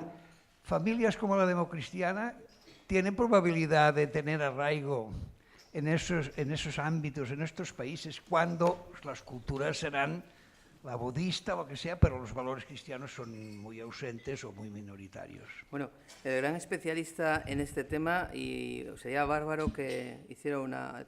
Bueno, pues es un tipazo, bueno, Paco le conoce muy bien, y Ramón, y gran amigo, es Gutenberg Martínez. En la época en que fue presidente de la democracia cristiana chilena, se puso en contacto con él el Komeito, que es un partido japonés que es una especie de democracia en vez de cristiana budista, diciéndoles que estaban muy interesados en digamos, formular el partido de acuerdo a las bases programáticas de las democracias cristianas y la relación entre todos los países del Arco Pacífico y concretamente el eje pacífico de América Latina y Japón es muy fluida, las relaciones entre Chile y Perú sobre todo, pero Chile también y Japón son excelentes. Y bueno, la democracia cristiana chilena y el Komeito están trabajando desde entonces. Y digamos que el Komeito es una, en vez de democracia cristiana, democracia budista. Y a mí me parece que, en fin, eso abre un territorio de colaboración futura extraordinariamente interesante. Extraordinariamente interesante. No sé si con esto, pero, o sea, vamos, tal cual lo planteaba, se está produciendo. Iba a añadir un elemento, pero lo tengo así tomado en pinzas. Me dijo, es igual, el doctor Recio, me parece Eugenio Recio, que es un gran especialista en economía social de mercado, que hace no muchos años, en una universidad, me parece la de Pekín, había solicitado hacer unos seminarios sobre economía social de mercado, que es la creación de los democristianos alemanes y que luego, digamos, es una doctrina de inspiración, en parte de inspiración cristiana, digamos, la síntesis de varias aportaciones y tal. Bueno, no sé si en este terreno se ha avanzado, pero esa gente querían investigar a ver las posibilidades que eso diera consistencia a su sistema económico y social. Yo me sé un poco, o mis compañeros del Centro de Estudios de China, que están además en el mismo pasillo que yo, en la facultad de la Universidad Rey Juan Carlos, me han comentado algo al respecto, porque además me han invitado la próxima vez que venga no sé quién de China a tener un coloquio con él. A ver, digamos que el Partido Comunista Chino está muy interesado en el futuro, eso, visión del tiempo de los chinos, igual es dentro de 200 años, no lo sé. Abrir un proceso, digamos, de pluralismo partidista, en donde ellos naturalmente aspiran a ganar y a sacar mayoría absoluta. Y entonces les interesa mucho la experiencia de democracia cristiana en Europa, porque han descubierto que entre 1946 y 1992 la democracia cristiana ganó todas las elecciones que se celebraron en Italia, las 12. Han descubierto que desde 1949 la democracia cristiana ha estado más de 2/3 partes del tiempo del gobierno en Alemania. Bueno, ya si no voy a hacer el cuento largo, ¿no? Entonces, claro, estos han tratado de explicarle, pero son especialistas en temas de DC, ¿no? Que bueno, que eran procesos electorales verdaderamente competitivos. Pero quiero decir, digamos, o sea, a la hora de tomar un modelo de una corriente política, de una solución política y partidaria que se presenta a las elecciones y las gana invariablemente, y esto no tiene parangón en el mundo. Estamos hablando, es decir, Italia es uno de los grandes estados, es decir, fue un país fundador de las comunidades europeas, de la OTAN, del G7. No creo que, en fin, necesite presentación. Y ahora que Federico no está, en fin, lo digo con más tranquilidad, que no piense que le estamos haciendo la pelota precisamente, ¿no? Las grandes naciones del mundo, y bueno, la democracia cristiana gobernó interrumpidamente durante 50 años, ¿no? Entonces a los chinos les ha interesado muchísimo, ¿no? Porque ellos lo que creen es que la democracia cristiana en Italia pues es una especie de fuerza que se instaló en el poder y ya ganó las elecciones, esto que decía Indro Montanelli, de que está visto que moriremos democristianos, ¿no?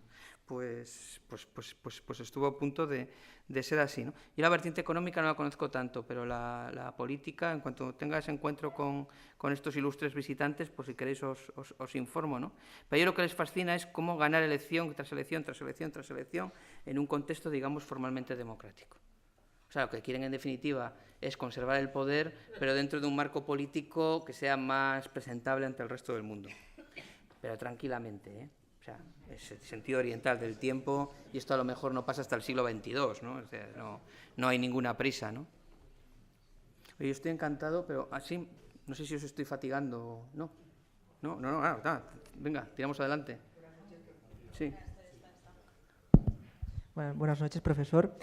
Yo quería... ¿Te llamas, perdón? Jordi. Jordi. Yo quería continuar un poco con lo que decía Alex, me parecía muy interesante y también muchos nos lo hemos preguntado muchas veces, ¿no? Pero yo quería ir un poco más allá. En España estamos acostumbrados a no diferenciar, o a lo mejor en Cataluña sí que lo diferenciamos más, pero en general en España lo que es el conservadurismo y la ideología social cristiana o demócrata cristiana, ¿no? Muchas veces lo que es el centro derecha o el partido, digamos, que aglutina esta familia, ¿no? El Partido Popular, podemos decir que aglutina tanto lo que es la ideología conservadora, liberal, social cristiana, de centro, ¿no? Y entonces, muchas veces aquí en Cataluña, dejando aparte el tema nacional, que obviamente discrepamos, muchas veces se hace la equivalencia, ¿no? De decir, el Partido Popular en Cataluña y Unión Democrática, ¿en qué se pueden diferenciar? No sé qué. ¿Cómo podemos decir? Porque claro, yo creo que Unión Democrática, como Partido Demócrata Cristiano, es diferenciado de lo que es la ideología popular, pero usted que tiene tantos conocimientos para romper esa equivalencia que muchas veces se nos hace como dogma, como estigma en Cataluña, muchas veces por hacernos daño en el partido, ¿no? Para equiparar muchas veces lo que puede ser el Partido Popular a nivel español. Yo creo que la diferencia es nítida. Unión nació durante la República como un partido democrático al servicio de una legalidad democrática, de un proyecto, una visión de Cataluña y del Estado de Derecho. Durante la dictadura siguió defendiendo, en fin, lo de Sales cuando regresa a Cataluña y se afilia a Unión. Ya lo dice en algunas de las cartas, ¿no? Es muy interesantes las cartas que redacta, ¿no? Cuando todavía sin salir al exilio, ¿no? Que hay que ver que es un partido con un solo diputado en el Parlamento de Cataluña. Dice que lamentablemente no se acuerda de cómo se llama y cómo se ha mantenido leal a sus señas de identidad. Y bueno, eso es durante toda la dictadura, y cuando se restablece la democracia, pues sigue unido en las mismas posiciones. Es decir, es un partido que nace en democracia y que demuestra su lealtad democrática y a Cataluña en contextos de persecución política dictatorial. Y el PP, pues es el PP. Y el PP es el PP. Es decir, el precedente del PP nació en 1976. O sea, no es que, no, vamos a ver, no, de verdad que no, ni antes ni ahora he querido ser maligno. Es decir, si la CEDA hubiera seguido, la CEDA, ¿no? O los grupos que formaban parte de la CEDA hubieran seguido durante los 40 años de dictadura en oposición al franquismo y finalizada la dictadura hubieran reaparecido con un proyecto pues, de partido conservador, centrista, de centro derecha, Es decir, si hubiera esa misma trayectoria de defensa de los valores democráticos, y claro, no me cabe la menor duda que el PP es un partido democrático, pero no viene de 1931, viene, en el mejor de los supuestos, de 1976 y del Congreso de Sevilla es de 1989. Y para los historiadores los años cuentan, ¿eh? Para los historiadores los años cuentan, no sé para el resto de los ciudadanos, es decir, pero a mí me parece que hay diferencia entre una cosa y otra. El tema de, es decir, en el momento en que el Partido Popular Europeo, la democracia cristiana europea, digamos, asimiló al Partido Conservador británico, pues yo creo que se produjo ahí, no sé si decir un desajuste significativo, pero digamos que entraron a compartir grupo parlamentario y proyecto dos tradiciones democráticas, que son ambas muy respetables, pero que no necesariamente representaban lo mismo, defendían los mismos valores. Para empezar, los democristianos somos radicalmente europeístas y sin condiciones. Y es verdad que hasta Edward Heath el conservadurismo británico fue radicalmente europeísta y sin condiciones. Que Churchill lo fue, que Anthony Eden lo fue, que Harold Macmillan lo fue, que Alec Douglas Home lo fue y que Edward Heath lo fue. Pero Edward Heath fue apuñalado en el Congreso Conservador en 1975 por la persona a la que Edward Heath más ayudó en toda su historia política, se llamaba Margaret Thatcher. Y Margaret Thatcher, cuando llegó al primer Consejo Europeo, dijo aquello de "Give me my money back", ¿no? Y ahí empezaron unas relaciones más problemáticas entre el Reino Unido y la Unión Europea, o las comunidades europeas, de lo que habían sido hasta entonces, ¿no? Pero bueno, yo creo que la diferencia entre conservadurismo y democracia cristiana, a mí se me ocurre que, en fin, que no es difícil de advertir. Y la diferencia entre Unió y el PP, pues también, ¿no? Acudiendo a la historia, se me ocurre, quiero decir, insisto, por hacer el cuento corto. No sé, en todo caso, vosotros sois una fuente mucho más autorizada que yo a la hora de, en fin, ¿no? Decir, a uno le cuesta mucho siempre decir, la única criatura de la historia que ha dicho "yo sé quién soy" se llamaba Alonso Quijano. Es una creación de Miguel de Cervantes y dicen que estaba loco.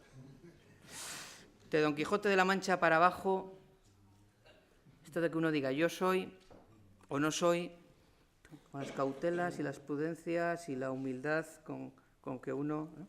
También con la firmeza y la humana convicción. Pero yo sé quién soy, yo solo se lo concedo a Don Quijote de la Mancha, ¿eh? Esto que decía Woody Allen, ¿no? ¿Cómo era? Dios ha muerto, Marx ha muerto y yo no me encuentro muy bien. Pues, bueno, no sé si es una boutade o... decir, pero se me ocurre que entre 1931 y 1976 pasaron cosas. ¿A qué pasaron cosas en Cataluña en esos 45 años? Pasaron en Torrelavega, fijaos. Pasaron, ¿no? Sí. Bueno, no. Muchas gracias.